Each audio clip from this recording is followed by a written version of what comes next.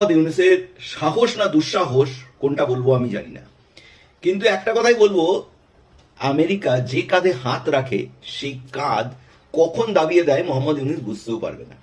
আমেরিকার কাঁধে হাত রেখে পাকিস্তান এবং বাংলাদেশ বেশ চলছে, রীতিমতো ভারতের বিরোধিতা করে দিল। ঘটনাচক্রে কাল মোহাম্মদ ইউনূস একটি টুইটারে একটি টুইট করে একটি ছবি পোস্ট করেন।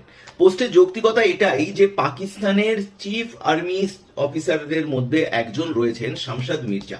তিনি ঢাকা ভ্রমণে আসেন এবং মোহাম্মদ ইউনূসের সাথে দেখা করেন। মোহাম্মদ ইউনূস তাকে একটা গিফট দেয়। এই গিফটটা নিয়েই যত কিন্তু তর্ক বিতর্ক হচ্ছে। এই গিফটটাতে রয়েছে বাংলাদেশের মানচিত্র, তার সাথে রয়েছে আসাম, মিজোরাম, মণিপুর, নর্থ ইস্ট।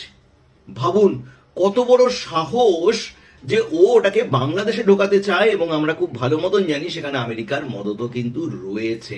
এই দুঃসাহসটা না করাই ভালো ছিল।